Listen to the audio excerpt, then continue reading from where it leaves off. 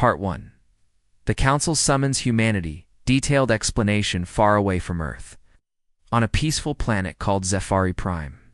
The most powerful alien leaders in the galaxy had gathered inside a massive building known as the Grand Spire of the Galactic Council. This was where big decisions about the galaxy were made. Every species that was part of the council had sent their best representatives.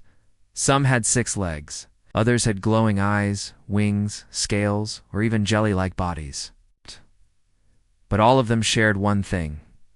They believed they were wise, experienced, and in control of the galaxy. However, there was one species that was not part of the council. It was now being discussed more and more. Humans, Earth, the home of humans, had been expanding quickly. In just a few short decades, humans had sent ships across distant stars, built colonies, made alliances, and explored dangerous regions of space that even older species avoided.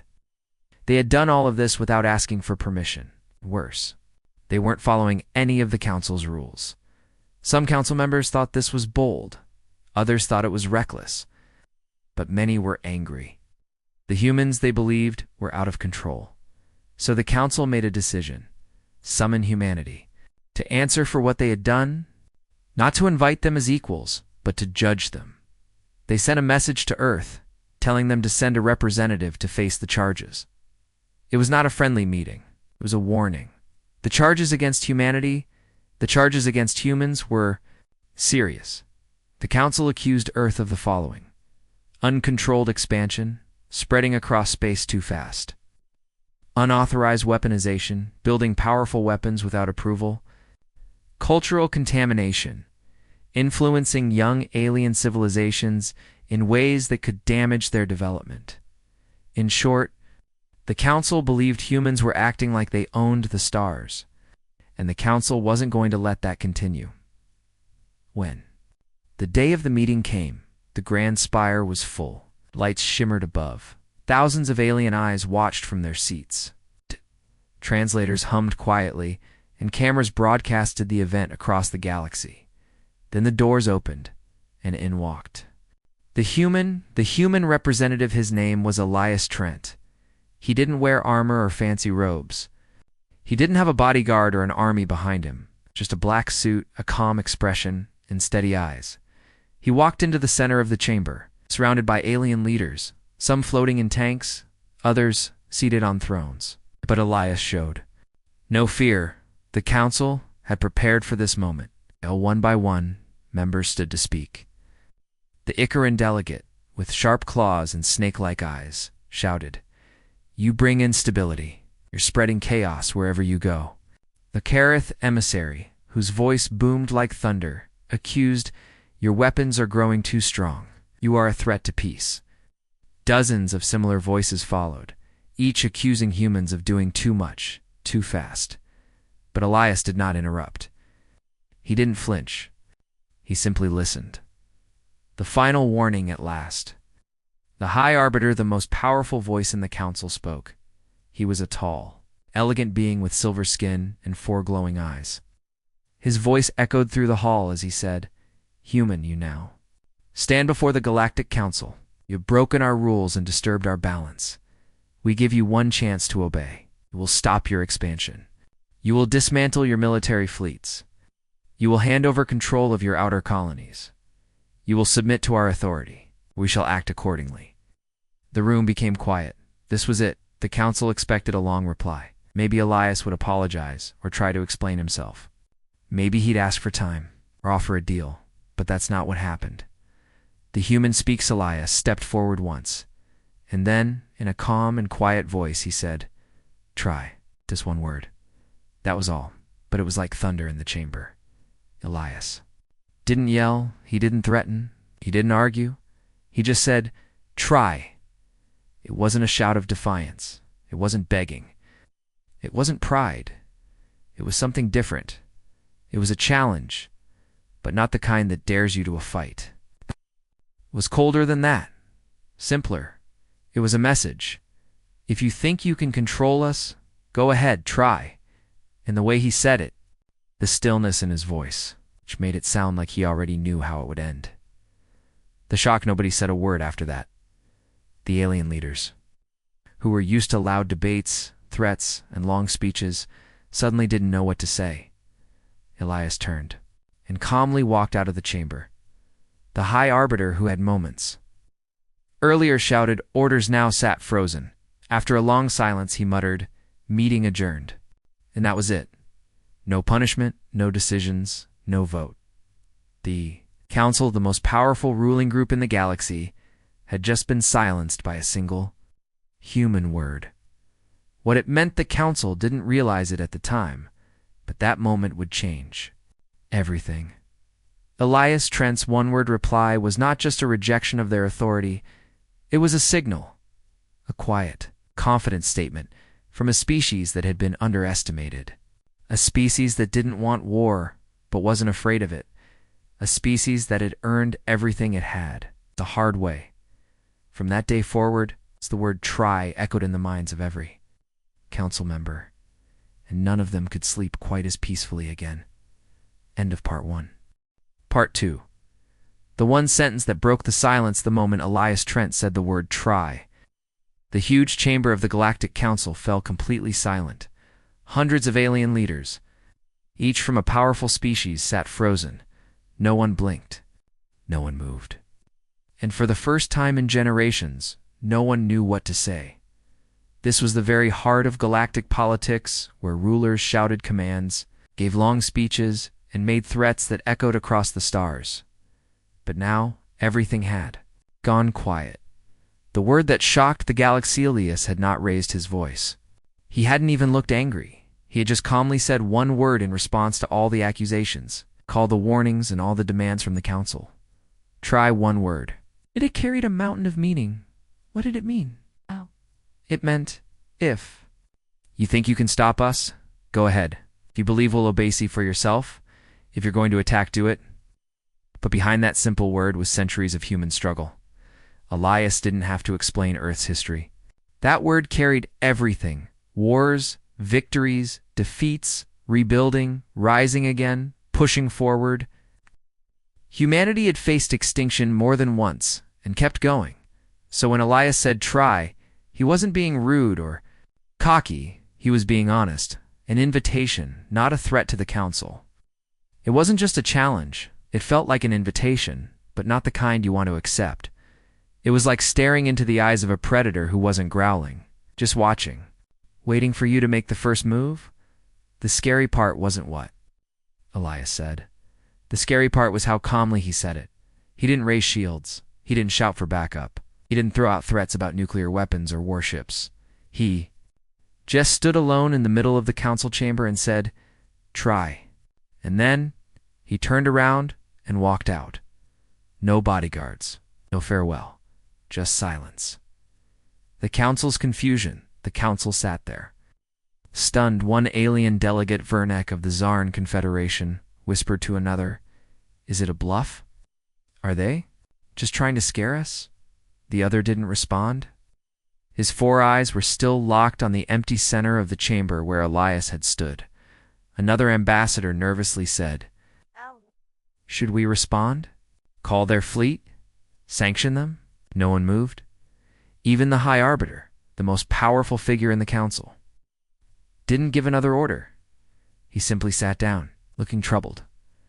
After a long silence, the High Arbiter spoke. Not loudly, but in a tired voice, "Meeting adjourned." And just like that, it ended. No punishment, no vote, no agreement. The trial had been completely shut down by a single human word. The galaxy reacts. News spread like lightning. Within hours, every major news network in the galaxy was talking about it.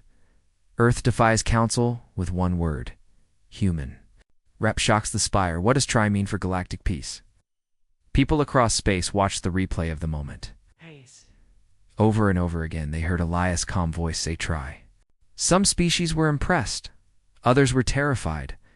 A few laughed at first, but the longer they thought about it, the less funny it became, because it didn't sound like a bluff. It sounded like a fact.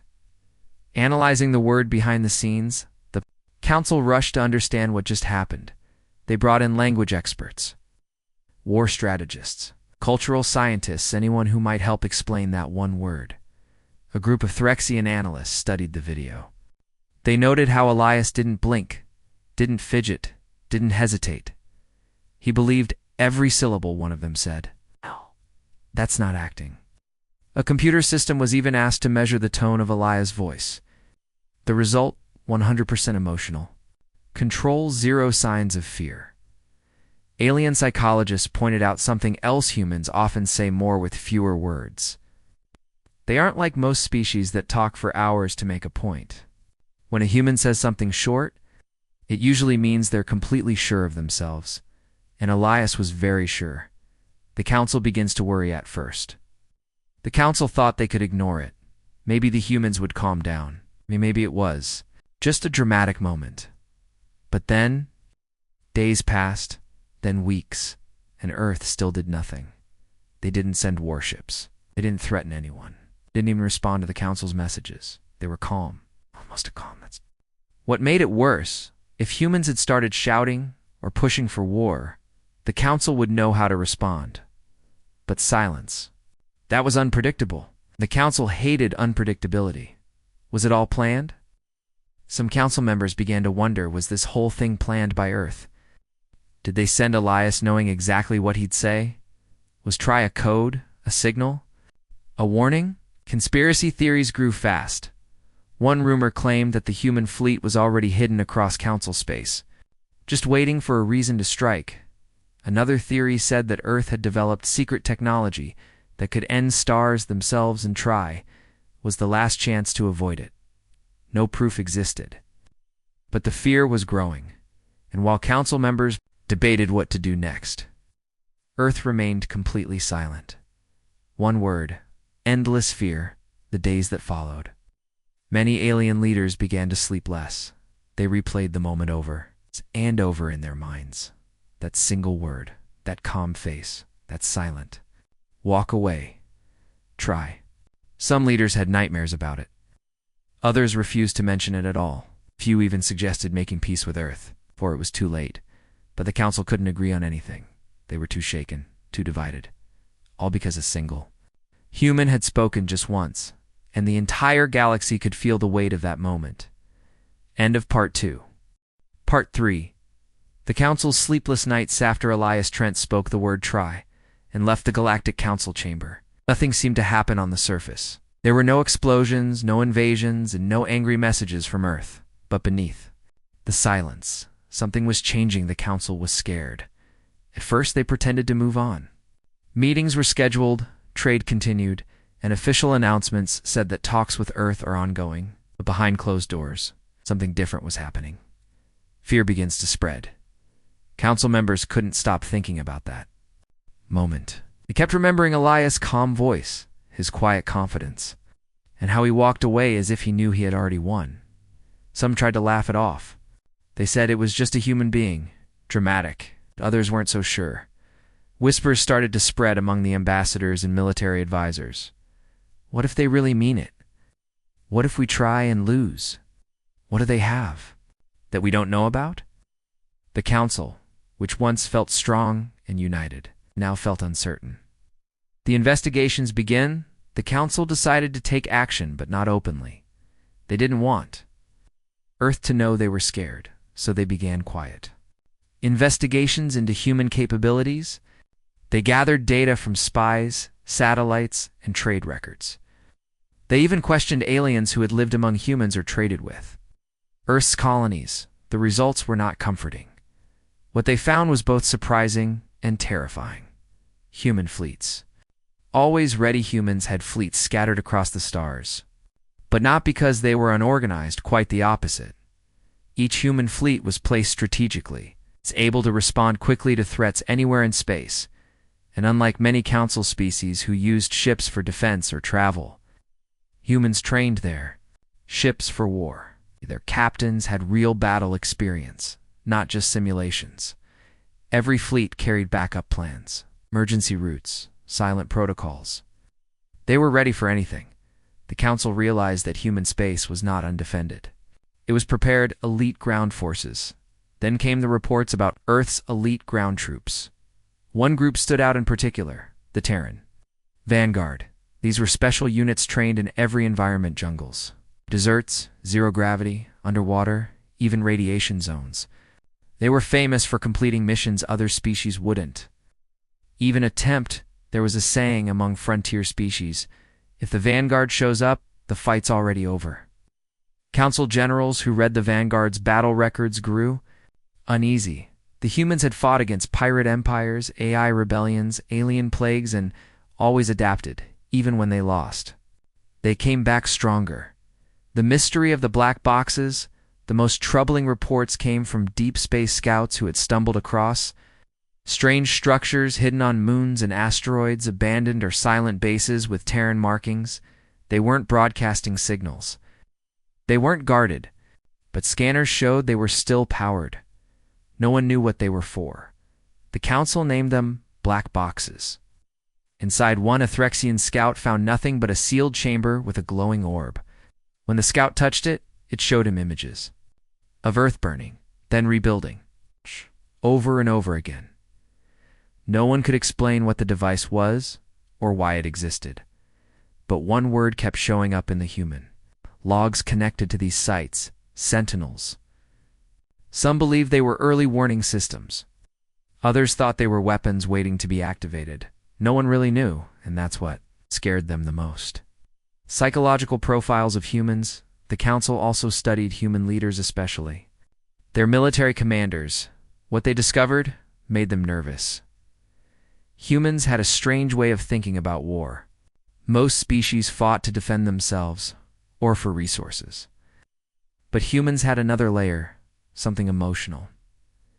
When humans were threatened, they didn't just respond, they escalated. And if you hit them hard, they didn't back down. Hit back harder. They called it total war. It meant humans would use every tool they had: technology, strategy, economy, even culture to win. One report said, humans don't like war, but once they accept it, they become unstoppable. The silence becomes terrifying while the council analyzed, worried, and argued. Earth said nothing. No messages. No military moves. No threats. They just continued doing what they were doing. The silence became worse than open conflict. Because now, the council didn't know if humans were angry, planning something, or simply not worried at all. That uncertainty made it impossible to sleep. Divisions in the council. The fear began to divide the council. Some species, like the Valar, demanded a quick response. We must show strength, they shouted. Strike first. Others, like the Threxians, refused. We fought humans once during the War of Barren Stars, said their war minister. We won, but it cost us half our population in 5 systems. We will not fight them again. The Jar Syndicate wanted sanctions. The Talrexians were secretly sending messages to Earth, trying to open private negotiations. And meanwhile, a few species quietly pulled out of council operations entirely. They began moving embassies closer to Earth space. They didn't say it aloud, but their message was clear. We don't want to be on the wrong side of history. They word. Echoes and dreams. The fear was no longer political. It became personal. Council leaders began to have nightmares. They dreamed of Elias Trent's face, of him standing silently in the chamber, of that one word, try. Some woke in cold sweats. Others started traveling with extra guards. Some didn't return to the council at all. Security was increased around the Grand Spire. Armored drones patrolled the skies. Access to meeting records was limited, but none of that stopped the feeling growing inside every member of the council. We might have made a mistake. We might have underestimated the humans. And now it might be too late to stop them. Conclusion of Part 3. The Galactic Council, once proud and confident, was now full of fear and confusion. Not because humans attacked, not because Earth threatened war, but because a single human had spoken with complete confidence. And the council finally realized they had no idea what humans were truly capable of. End of Part 3. Part 4. Internal collapse. The Galactic Council was once the strongest and most respected force in the galaxy. It had kept peace for over 1,000 years. When the council gave an order, entire planets listened. When it made a law, everyone obeyed. But now, something was different. Ever since the human Elias Trent stood in the council chamber and said, just one word, try, everything had begun to fall apart. Not because Earth had attacked, not because humans sent a fleet, but because fear had crept into the hearts of the most powerful species in the galaxy, and that fear was slowly breaking the council apart from the inside. The council becomes divided. In the weeks and months after the human left the chamber, the council held emergency meetings, nearly every day. But these meetings were no longer organized. No one agreed on anything. The once unified council now had factions groups, fighting against each other with words and votes. The Valari bloc, known for their pride and aggression, demanded a bold move. "We should send a strike force to Earth now," shouted one Valari ambassador. "Show them the council is still in control." But the Threxians, who had once fought a war with humans and barely survived, refused. "No," growled General Kor of Threx Prime. "We've already fought them once. We won, yes, but we lost 5 entire systems doing it. Our people are still recovering. Never again." Then the Taurexians stood up, quiet and thoughtful. "Perhaps "We should talk with Earth again. We don't know what they're planning. But maybe they don't want war." The room exploded into shouting. No one could agree, and in that chaos, nothing got done. A vote that failed eventually. The High Arbiter called for a formal vote. He asked the council to agree on one thing. Should Earth be punished with trade sanctions and military pressure? In the past, a vote like this would have passed easily, but this time, something strange happened. When the votes were counted, it was incredibly close. Many species that usually followed council rules had voted no, or abstained, refused to vote at all. The final result, sanctions, failed by 3 votes. The chamber fell into shock. This was the first time in centuries that the council had failed to act on such a serious matter. A secret leak, Black Orchida, a few days later. Things got worse. Someone leaked a top-secret council document to the public. It was a simulation prepared by the council's own war analysts. Its name was Black Orchid. This report showed what might happen if the council declared full-scale war on Earth. The results were terrifying. Year 1 to 2, heavy losses on both sides, especially for council fleets. Year 3 to 5, human forces adapt faster, begin pushing back. Year 6 to 8, council begins losing major systems. Year 9 to 10, council unity collapses, civil unrest spreads. Year 20, possible full collapse of council civilization. The final result. At the bottom of the page said, outcome, council defeat. Probability, 87%. Recommended action, avoid conflict. This leak spread like wildfire. Suddenly, everyone in the galaxy knew what the council feared, and worst of all, it was their own report. Fear turns into panic after the leak. Even more council members began to panic. Some leaders went home and never returned. Others quietly started forming alliances with human colonies. Hoping to stay safe if war ever broke out, trade routes were secretly shifted toward Earth. Some species even closed their embassies on council worlds and opened new ones near human territory.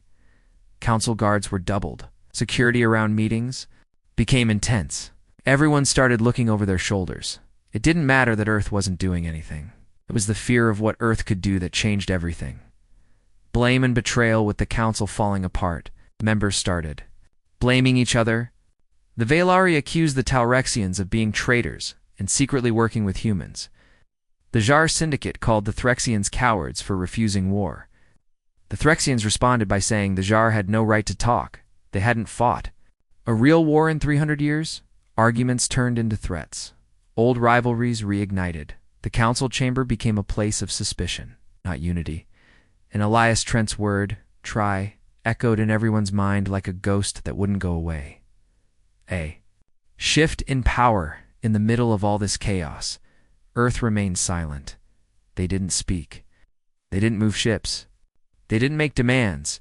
And that was what frightened the council the most. The power of Earth was growing not because of war, but because of fear, silence, and reputation. For thousands of years, the council had ruled through control. But now, they realized something terrifying. Humans didn't need to rule through control. They ruled through respect and fear.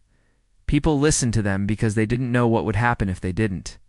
And that unknown, that mystery, was more powerful than any weapon. A council in collapse, it became clear to everyone. The Galactic Council was no longer what it used to be. Votes were breaking down. Alliances were crumbling. Members were fleeing. Some even said openly, "The council is dying." The galaxy was starting to ask, who will lead next? For many, the answer was obvious: Earth. Why Earth never responded back on Earth? Leaders received all the council's messages. They watched every broadcast. They knew about the leaked Black Orchid file. They saw the fear spreading across the stars. But they still said nothing. Why? Because they didn't need to. One word had already done everything. Earth didn't want war. Yes. They weren't looking for control, but they made one thing clear with that word: we will not kneel. And that single truth had changed the galaxy forever.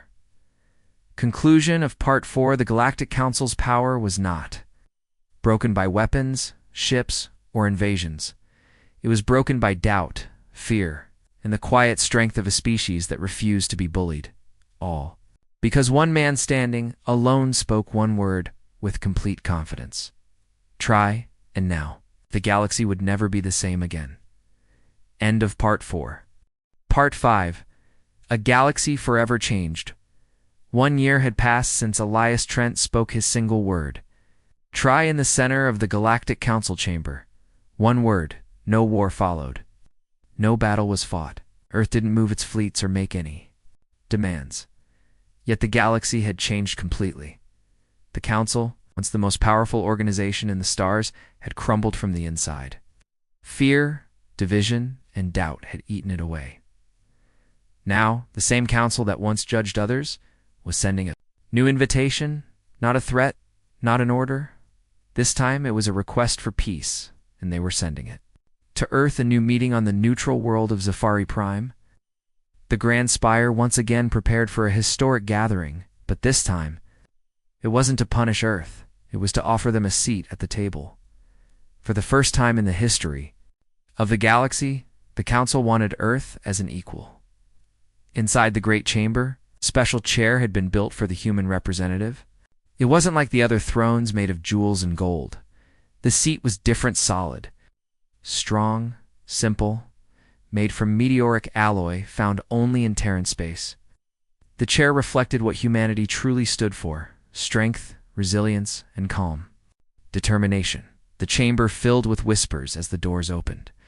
Elias Trent entered once again. The return of the human Elias walked the same path through the center of the chamber as he had a year ago. But this time, the room was quiet, not because of fear, but because of respect. He hadn't changed much. Still wore a simple black suit. Still walked with confidence.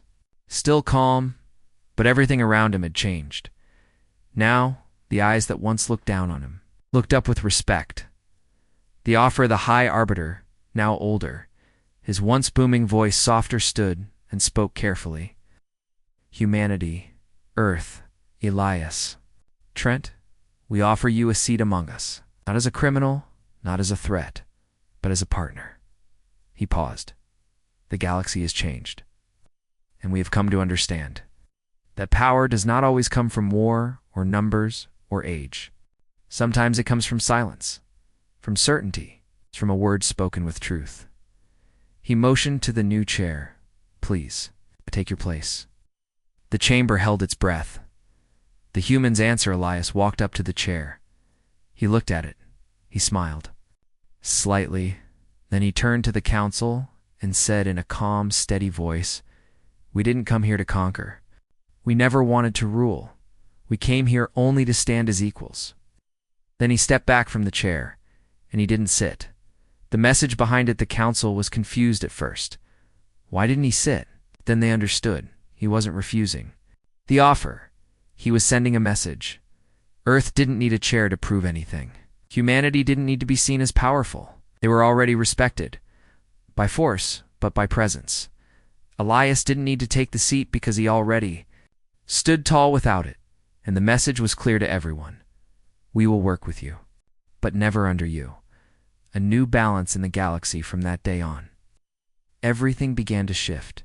The council rebuilt itself not as rulers, but as a true alliance of species, where all voices mattered. Humans became a vital part of this new council, not by dominating it, but by guiding it with strength and wisdom. Earth shared its technologies, helped rebuild broken systems, formed treaties that lasted longer than any before. Other species looked to humanity not as a threat, but as a symbol of what it meant to survive. To stand tall, and to speak only when necessary. The legacy of one word across the galaxy in every school, on every station, and in every history archive. The moment Elias Trent spoke, his one word was recorded. It became known as the Try moment. It was studied in diplomacy classes, shown in war colleges, and even turned into art and songs. But most of all, it was remembered for the power behind. It's not because it was loud, not because it was long, but because it came from unshakable confidence. Elias Trent had said just one word, and that one word had changed everything. The council learns humility in time. The alien species that once looked down on Earth came to understand something deep. Humans are not perfect. Humans are not always peaceful. But humans are resilient, clever, and dangerous when underestimated. The council had tried to use fear and pressure to control Earth, but Earth had responded with calm strength and that shook the galaxy harder than any war. Why humanity was different. Their species were old, wise, and powerful, but many of them had forgotten what it meant to struggle. They had become too proud, too comfortable.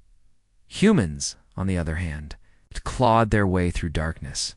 They had survived ice ages, diseases, world wars, an extinctional level, threats not once but many times. They knew pain, they knew loss, but they also knew how to stand back up again, and that's what the council finally saw. Humanity's power wasn't in weapons. It was in will. Elias Trent's final words before he left the chamber that day. Elias Trent turned once more to face the council. He spoke gently. We don't seek fear. We seek peace. But know this. If anyone ever threatens our people again, we will not argue. We will not debate. We will not repeat ourselves. We will speak only once.